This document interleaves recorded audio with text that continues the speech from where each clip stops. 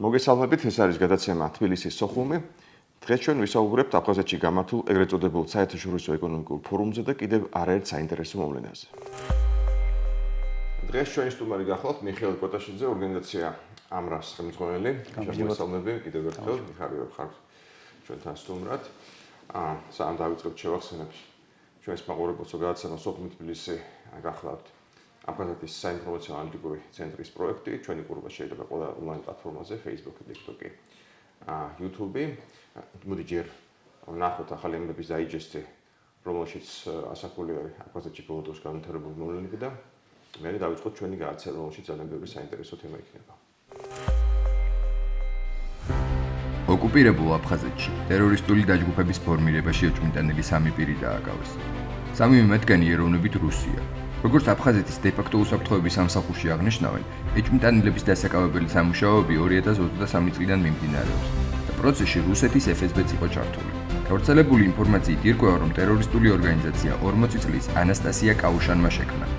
კაუშანი კრასნოდარის მხარეში არსებულ ადმინისტრაციულ შენობაზე თავდასხმას გეგმავდა.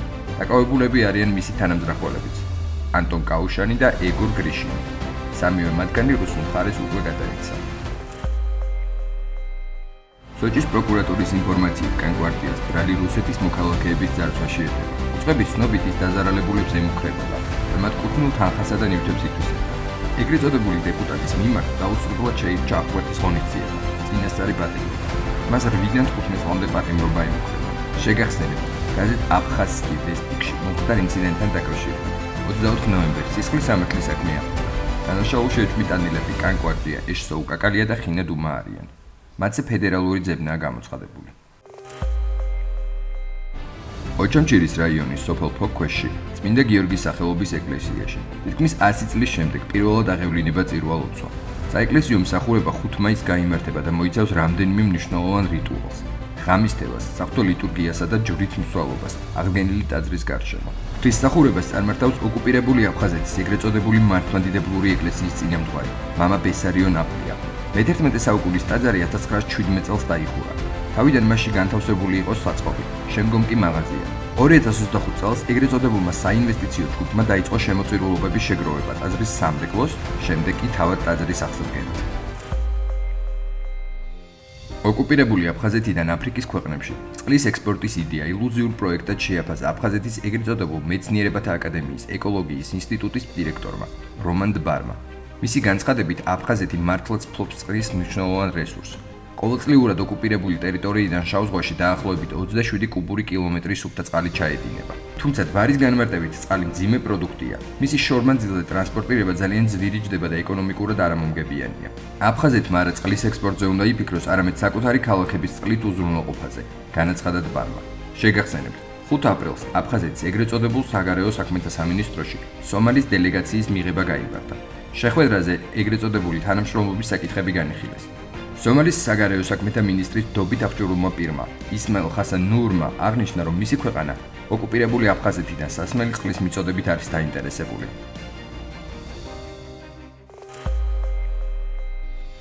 ოკუპირებულ აფხაზეთში ჩრდილოეთ კავკასიიდან დაბრუნებული რეპატრიანტების რაოდენობა, რომლებსაც დე-ფაქტო საპასპორტო განყოფილება ეგრეთ წოდებული პასპორტების გაცემაზე უარს ეუბნება, უკვე 80-ს გადააჭარბა. მსგავსი პრაქტიკა რეპატრიანტების მიმართ დაახლოებით 2 წელია გრძელდება.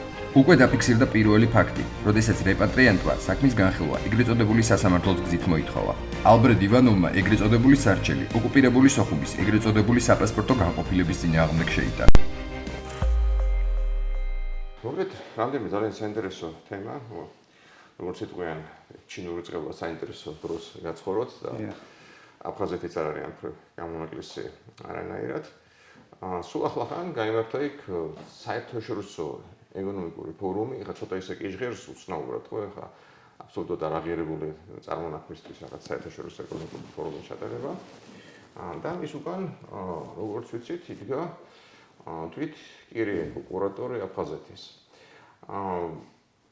კირიენკო ბოლო პერიოდში ისე ხშირად არ ჩანდა აფხაზეთში, როგორც ამბენ სხვა საქმეებით იყო დაკავებული და იქნებ გითხრა მეშა რა ხდებოდა მის თავს, ძალიან უცნობი ჭორები დადეს მის შესახებ და კირიენკოს არა მარტო აფხაზეთი აბარია, ასევე სომხეთი, და ოკუპირებული ტერიტორიები უკრაინის და სამუშაო ძალიან ბევრი აქვს, მაგრამ აფხაზეთს განსაკუთრებულ ყურადღებას აქცევს ალბათ ზოგადად სტრატეგიული მნიშვნელობიდან გამომდინარე დღესდღეობით და თან სოხუმში დაბადებული არის 7 წლამდე სოხუმში იზრდებოდა. სტრატეგიული ომიდან გამომდინარე. ზოგადად ხო.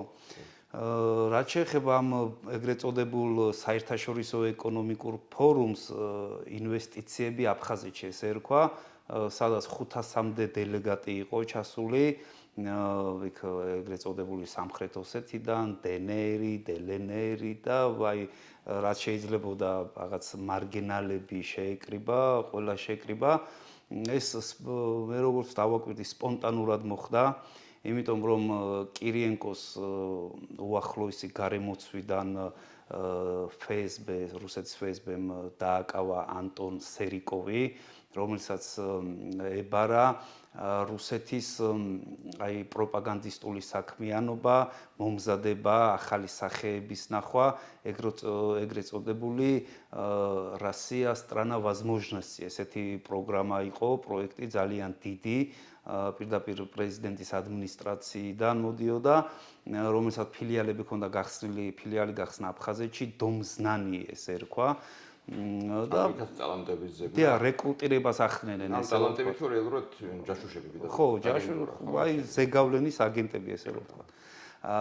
ამათ ეძებდა და ეს ადამიანი დააკავეს, ეს არის კირიენკოს უახლოესი გარემოცვა და შემდეგ კირიენკომ ვერ მიაღწია წარმატებას ვერც სომხეთში, მე მგონი უნგრეთის არჩევნებიც კირიენკოს ძალიან დიდი მასშტაბზე ესე თქვა ქონია და პრეტენზია და მე მიკვირს რომ ესე თქვა მას ჩააბარეს ამდენი სერიოზული დავალება ჩააბარეს ესე მოხდა, იმიტომ კირიენკოს კი გამოიჩინა თავი ესე ძალიან პუტინის თვალში საინტერესოა.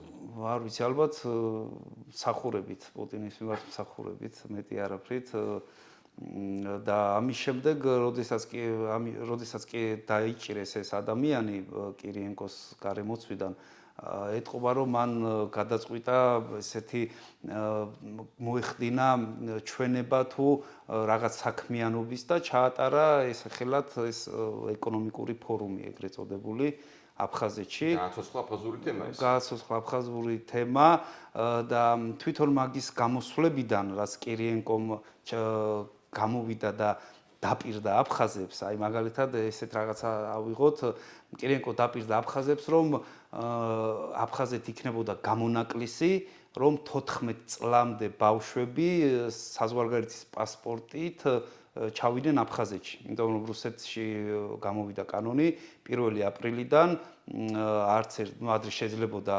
მაგალითად დაბადების მოწმობით წასულიყვნენ საზღვარგარეთ 14 წლამდე ბავშვები და 1 აპრილის შემდეგ აღარ შეიძლება უკვე ყველას უნდა კონდეს საზღვარგარეთის პასპორტი. თუ გავითვალისწინებთ ახლა აფხაზეთს ტურისტები რომ ჩადიან ესეთ ხელმომჭირნე მოსახლეობა, ხო, რომელსაც საზღვარგარეთის პასპორტი არ აქვს და უბრალოდ დაბადების მოწმობით, რომელიც ყველა ბავშვს აქვს, გადადიოდნენ აფხაზეთში დასასვენებლად. ანუ მეტი ბავშვი ჩავა ეხლა აფხაზეთში. ვერ ჩავა, იმიტომ რომ კირიენკომ აფხაზეთში როდესაც ჩავიდა თქვა რომ ეს კანონი კი მოქმედებს, მაგრამ პუტინი გამოსცემს ბრძანებულებას, რომ ეს კანონი არ შეეხება აფხაზეთს. აფხაზეთში ისევ შეიძლებათ ჩასვლა ბავშვებს მხოლოდ დაბადების მოწმობით. მაგრამ ეს დარჩა სიტყვებად. ეს ვერ განხორციელდა, იმიტომ რომ აფხაზები დღესაც ელოდებიან, რომ გამოიცეს ოფიციალური დოკუმენტი, sadაც ეს კანონი არ შეეხება აფხაზეთს, მაგრამ არ ჩანს. ელოდებიან პუტინს. შეიძლება დამოკიდებული არის ეგეც პუტინისკენ თუ პუტინმა უნდა გამოსცეს, ხო, პუტინმა უნდა გამოსცეს მიმართ და მაგრამ თუ როგორც ამბობ ახლა სომხეთით ჩაბარებული აქვს, სომხეთი იქნება საინტერესოა ტესტი, ანუ კიდევ ერთ შანსს მისცემენ თუ მანამდე მოაშორებენ, ძალიან საინტერესოა.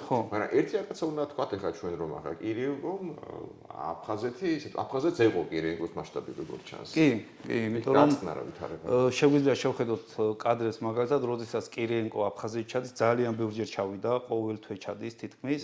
და აი დადის მაგალითად ხო და დადის მაგალითად სანაპიროზე ცნობილი სოხუმის სანაპირო, რომელიც რეკონსტრუქციაც მიმდინარეობს ახლა. მან ნახეს აი ძველი ციხესიმაგრის ნაშთები, სასწრაფოდ ჩაატარეს არქეოლოგიური კვლევები, გამოაცხადეს კიდევაც ნებისმიერ მსურველს შეეძლო მისვლა და იქ ეჩჩქნა და რაღაცები მოენახა მოკლედ რა, რაღაც საშინელებები ხდებოდა. გაანადგურეს მოკლედ ეს ძველი რაღაც სამწუხაროდ არქეოლოგია, ასე ვთქვათ, არ მიმდინარეობს წესების შავი არქეოლოგია მიმდინარეობს. მაგასთან დაკავშირებით გამოსცდა ახლა არაერთ გამოსვლაში იგივე რუსების, მათ შორის სამღვდელო პირობის მოხსენებულია, ესე ვთქვათ, ახლა კიდე ორი სამღვდელო პირი გამოჩნდა, რომლებსაც თქვეს, რომ ეს აფხაზები არ არიან ის აფხაზები, რომლებსაც ეკლესიები ააშენეს აფხაზეთის ტერიტორიაზე.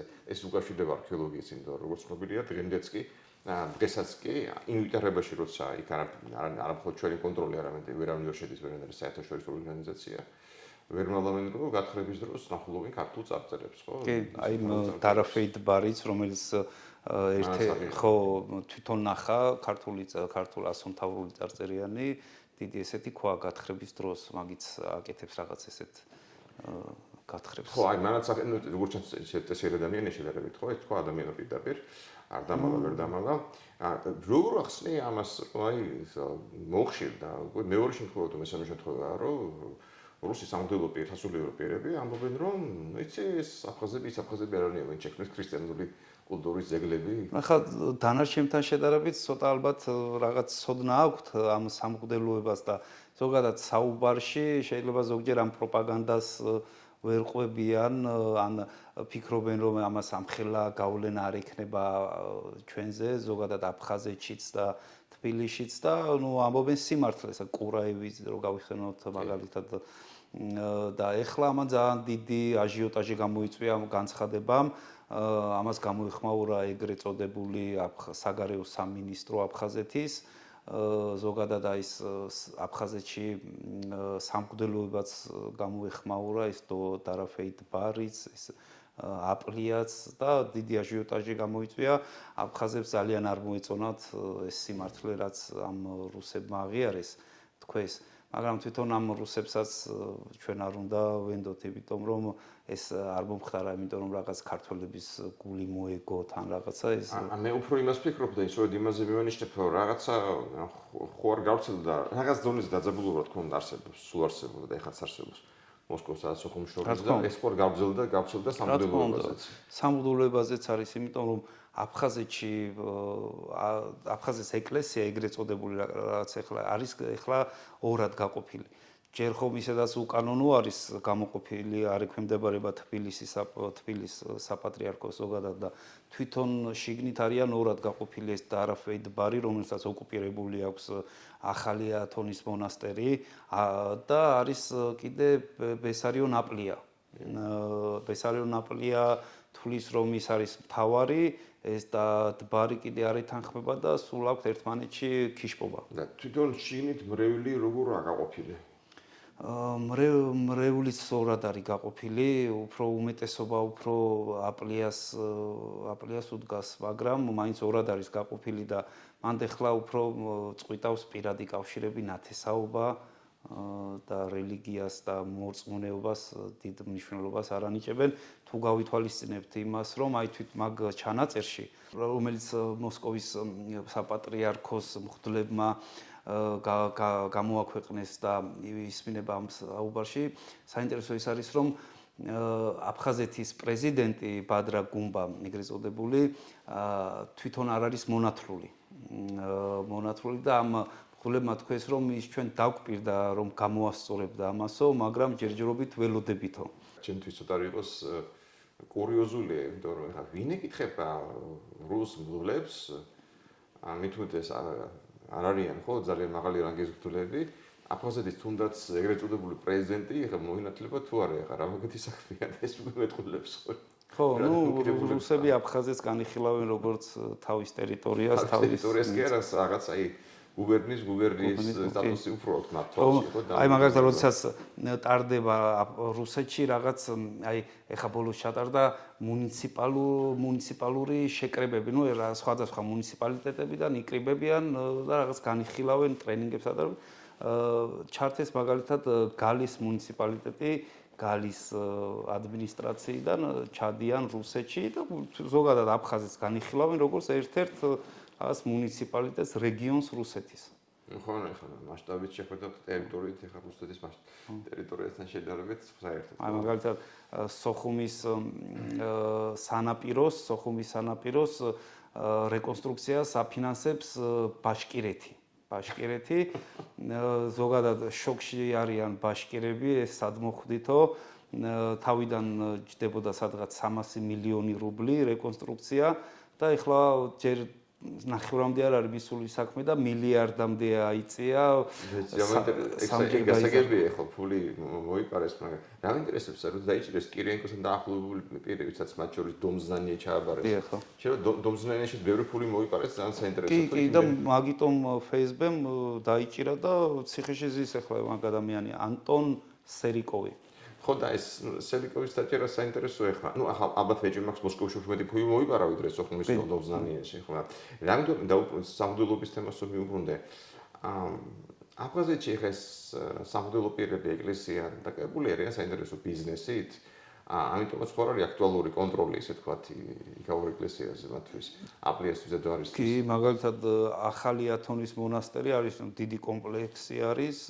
სადაც ძალიან ბევრი ტურისტები მიდიან და ალბათ დიდი ფული იშოვება მან. ტურისტული პოტენციალი ხო, და აი მაგალითად ითხოვს ბესარიონ ნაპლია რომ შეუშვან ახალ ათონში, მაგრამ ეს დბარი გამაგრებულია, ოკუპირებული აქვს და არავის არ უშვებს უცხოს. ტურისტების გამოსაკრებელი მიდის ხო გასაგებია RGB-ში და ახლა თავი ბიზნესი ტურისტებია და ეკლესიაც ალბათ სწორედ ამ ბიზნესს აზრის ახლა ლოგიკური სხვა რა უნდა იყოს ხო ახლა იქ რესურსები, ბუნებრივი რესურსები არ გააჩნია და არაფერი.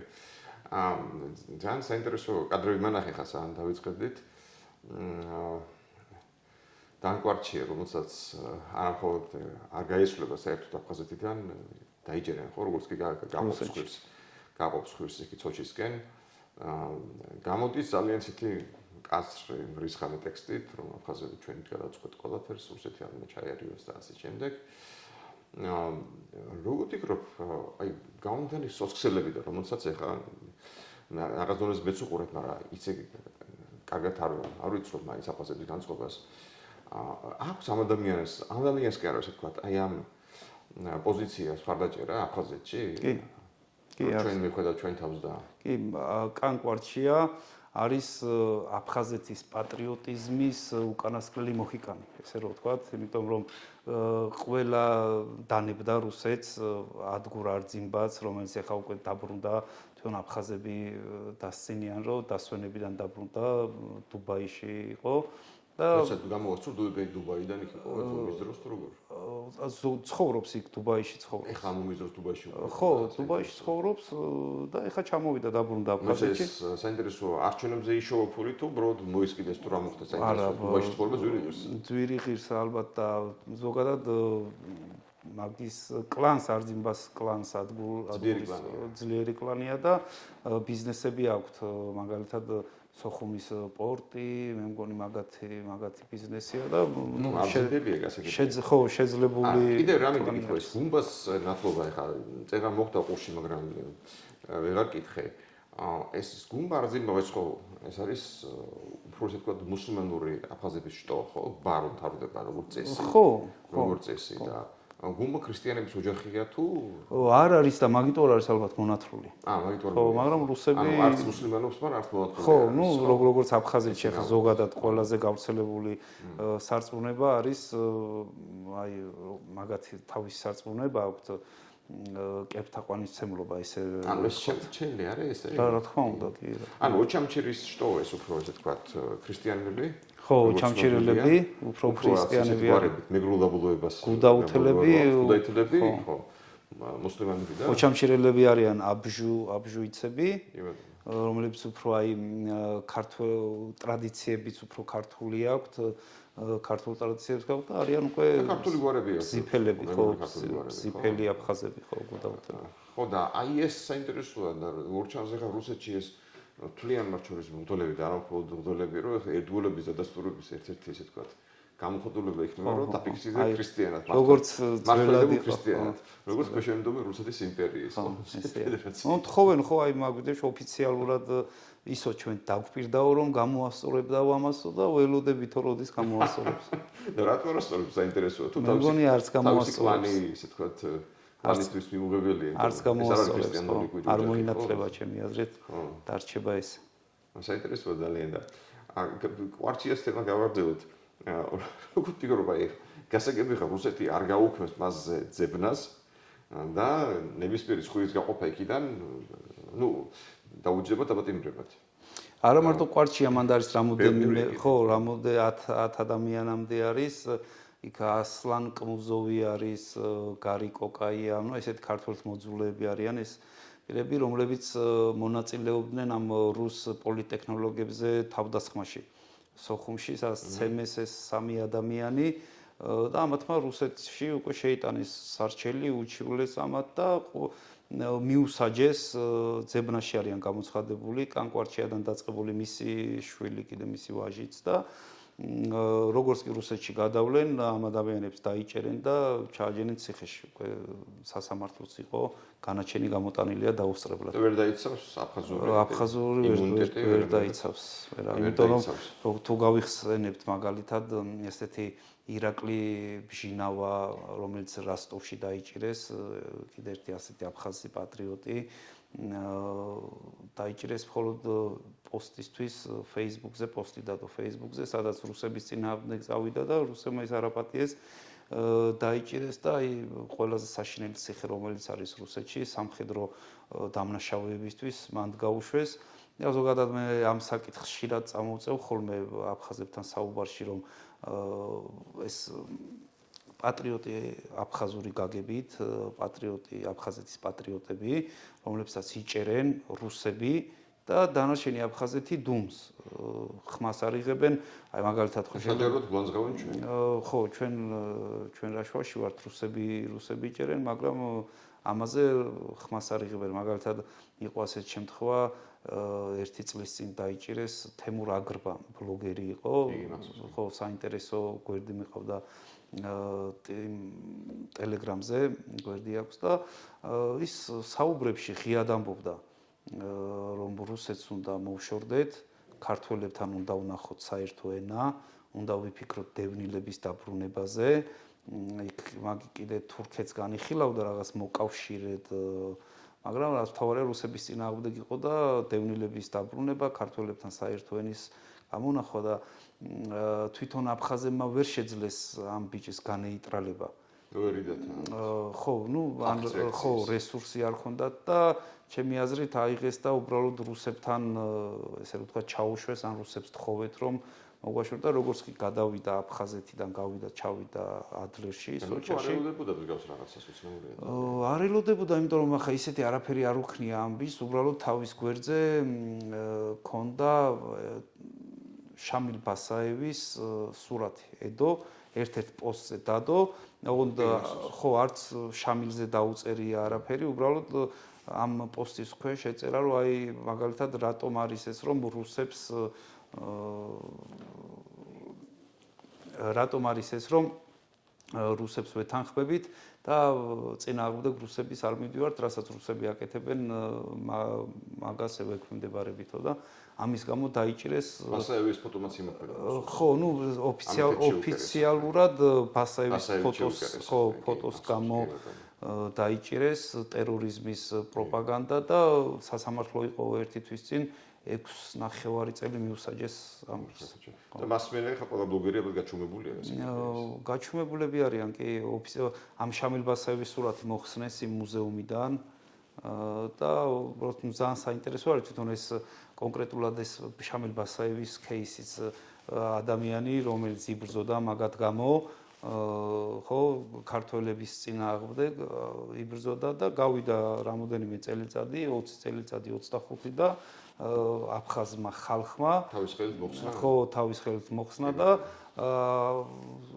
აღარ არის გმირი ვარი თქვა ადამიანზე რომელიც მაგათ გამო ომობდა ასევე მაგალითად ასეთი ჩერქეზი საველე მეთაური იყო იბრაგიმ იაგანოვი არის რომელიც გამოვიდა დიდი ხანია, გამოდის ინტერვიუებს იძლევა, მაგრამ აი ბოლოს ქონდა სოციალურ ქსელებში ძალიან საინტერესო ინტერვიუ, სადაც პირდაპირ ბევრჯერ მოუწოდა აფხაზებს მოინახათ ქართველებთან საერთო ენა და საინტერესო მომენტი იყო კიდე ლათის ტრაგედიაზეც ისაუბრა და თქვა რომ არ იყო განზრახი. ხო, განზრახი და სამხედრო სამიზნე ხო, ოფიციალურად შეიძლება ჩაითვალოს რომ სამხედრო სამიზნე იყო, იმიტომ რომ იქ ამაზე ატყლეთი ამბავი კი, ხო და მოკლედ ძალიან ესეთი მიდის ამბავი რომ ძველი ხალხი, ვინც აფხაზებს გვერდში დაუდგა, ვინც დაიხმარა, გადის რამოდენიმე წელიწადი, რამოდენიმე ათეული წელიწადის რომ გავიდეს და ყველა ნანობს რაც გააკეთა, რაც ჩაიდინა და ამ თავის საქმიანობას შეცდომად აღიქვამენ უკვე. საინტერესოა. მოკლედ მთელი კალეიდოსკოპი გადაეშალა ჩვენ თვალწინ. ამ მხოლოდ არსებული განვითარებული მოვლენების არამედ აი არსებული სურათის ფლიანად, რომელიც თქონდა არ არის ადამიანის კარგი, მაგრამ საინტერესო როგორც თავიდან თქვით. კი, საინტერესო ამბები ხდება. ძალიან გადმოვა მე შედა, მომავალშიც გელოდებით, იმიტომ რომ როგორც უკვე თქვით, ეს წყევლა არ აქვს და საინტერესო დროში. კი, ჩინური წყევლა. საინტერესო დროში ვცხოვრობ. მადლობთ. მადლობა ყურადღებისთვის, ჩვენი გადაცემა ისე დაბრუნდება.